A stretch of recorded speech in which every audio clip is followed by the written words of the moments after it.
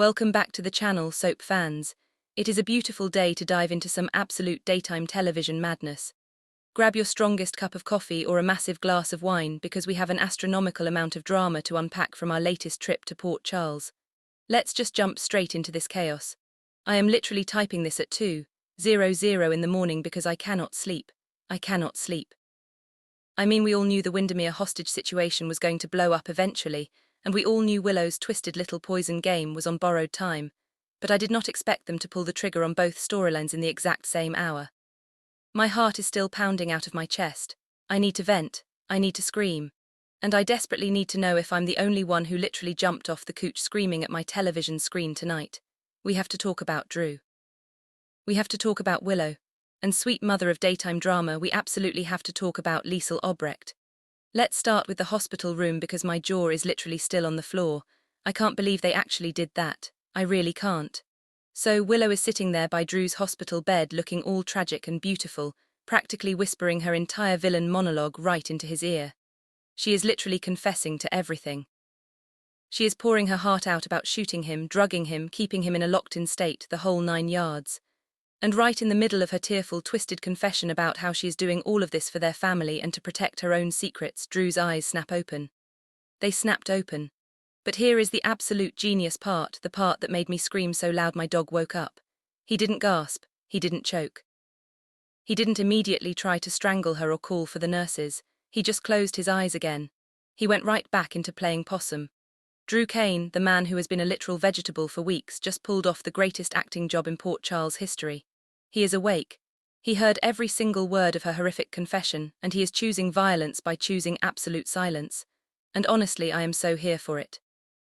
Because if he had just woken up and yelled for Hamilton, Finn, or Elizabeth, Willow would have spun it. She would have played the devoted, traumatized wife, cried some fake tears, and probably found a way to gaslight the entire hospital staff into thinking it was a hallucination or a muscle spasm. But Drew knows better now. He is laying there, completely paralyzed by choice, letting her continue to inject him, just so he can silently gather the evidence of his daily poisoning. Do you know how much willpower that takes? To let the woman who betrayed you stick a needle in your arm while you plot her absolute destruction from the inside of your own mind. It is so dark, so twisted, and I am loving every single second of it. I know some people are loving Willow's dark villain era, but personally I am so ready to see her burn, because let's be real about Willow for a second. Wait, I'm getting ahead of myself. Okay, back to the point. Willow actually thinks she is winning. She genuinely believes she has outsmarted everyone in town. She leaves Drew's room after confessing her sins and immediately goes right back to negotiating with Jack Brennan, trying to secure that federal embezzlement leverage to keep Drew quiet permanently. The sheer audacity of this woman. Remember when she was just a sweet, innocent school teacher dealing with the dawn of day cult and Shiloh? Yeah, that innocent girl is long gone. Now she is bargaining with federal criminals and playing God with her husband's life. She is so confident, so incredibly arrogant, thinking she has Brennan wrapped around her finger and Drew locked in a mental prison forever. She has no idea that the walls aren't just closing in, they are about to crush her completely. But the absolute kicker, the plot twist that made me pause the episode and pace around my living room, Drew's secretly contacting Michael. Yes. Michael Corinthos, the man who has been actively trying to blow up Brooklyn's marriage by pushing Chase and Willow together. Drew manages to get a message to Michael, and suddenly these two are forming the most toxic, vengeful alliance Port Charles has seen in a decade. A dramatic, earth-shattering takedown plan is officially in motion. Michael already hates what Willow has become, and now he has the ultimate weapon. Drew's eyewitness testimony to his own attempted murder and daily poisoning.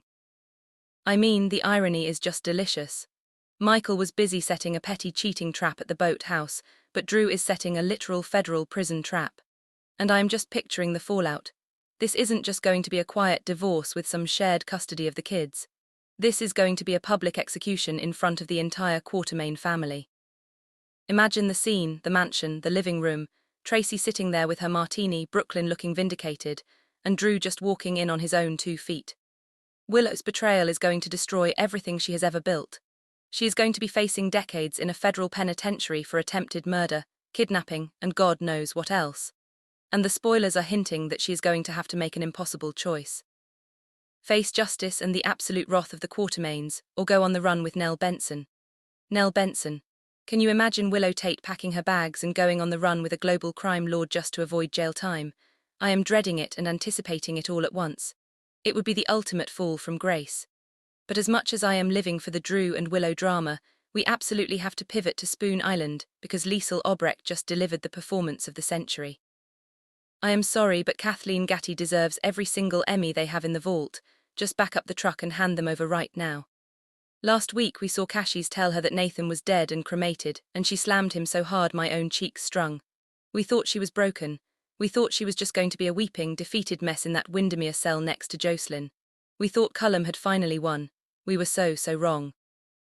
Liesl wiped her tears, put on her big girl pants and pretended to cooperate. She looked Ross, Cullum and Cassius right in the eye and agreed to take Brit's place on the cold fusion project. She used her brilliant, twisted medical knowledge to get access to the lab chemicals. They thought she was building César Fayson's prototype. They thought they had successfully broken a grieving mother and bent her to their will. Idiots. Absolute idiots. Did they forget who they were dealing with? This is Dr. Liesl Obrecht. She wasn't building a power source. She was quietly, methodically synthesizing a deadly poison right under their noses. She was mixing chemicals while they were checking their watches. Turning a science project into a lethal weapon. And then she made her move. I was literally holding my breath. When Cassius let his guard down for just 1 single second, she struck. She didn't just knock him out with a beaker. She slipped him that deadly toxin. Watching Cassius realize he had been poisoned by his own mother was chilling. The look of absolute shock and betrayal on his face, but Liesl didn't stop there. Oh no. She grabbed him, hauled his dying body up, and used him as a literal human shield to walk right out into the corridor to face Ross Cullum. She used her own son as a human shield. The sheer, unadulterated ruthlessness of it all. I cannot believe they went there. And we have to talk about Jocelyn's reaction to all of this. Jocelyn Jacks has been acting so tough in that cell for weeks. She's been planning escapes, finding Anna Devayne's old shivs hidden in the walls, taunting Pascal, acting like she is the ultimate survivor who can handle anything. But watching Liesl operate, watching this grieving mother turn into a cold-blooded assassin right in front of her eyes, Jocelyn was absolutely terrified. You could see the pure horror radiating from her. She finally realized that she is completely out of her depth. She is playing checkers and Liesl is playing three-dimensional chess with live ammunition and biological weapons. Jocelyn realized in that moment just how terrifying a mother can become when she loses her beloved son all over again. It was a masterclass in facial acting from Eden McCoy. Just absolute stunned silence. Now we have this incredibly tense cinematic standoff in the Windermere sub-basement. Ross Cullum is standing there with his gun thinking he is the baddest man on the island, the ultimate double agent. But Liesl is staring him down with the eyes of a woman who has absolutely nothing left to lose. She has Cassius bleeding out and gasping for air in front of her, and she is looking at Cullum like he is already a corpse. The tension is so thick you could cut it with a knife. I mean, Cullum has been a menace for months. He dragged her into this mess. He kidnapped her. He shot Marco. He hunted Rocco. And now he is looking into the face of pure, unfiltered Cassadine-adjacent vengeance. Liesl's vow in that moment when she swore that she would make every single person involved in Nathan's death pay with their own lives. Chills. Literal chills all over my body. This isn't just about escaping anymore. This is a holy war. She is going to burn Spoon Island to the ground if she has to. Remember when she held Peter August captive in that cabin. Remember how we thought that was peak Obrecht. Yeah, that was child's play compared to this. She is out for blood and she doesn't care who gets caught in the crossfire. She is operating on pure grief and rage, and that makes her the most dangerous person in Port Charles right now. We are barreling toward a massive bloody shootout on Spoon Island.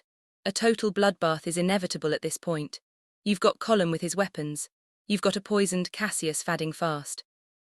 You've got a terrified Jocelyn who might just use those shivs after all.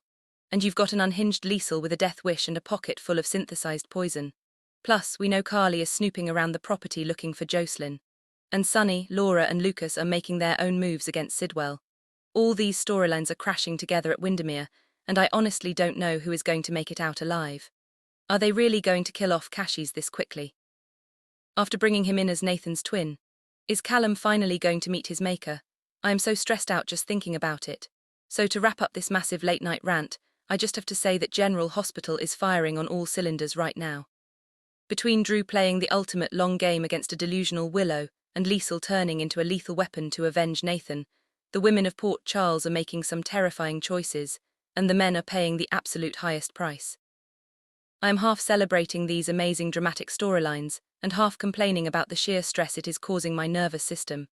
I need to know what you guys think. Am I crazy for rooting for Drew's toxic revenge plot with Michael? Are you as terrified of Liesl as Jocelyn is? Drop your thoughts in the comments because I desperately need to share this with people who actually get it. Until next time, stay soapy and keep your eyes peeled.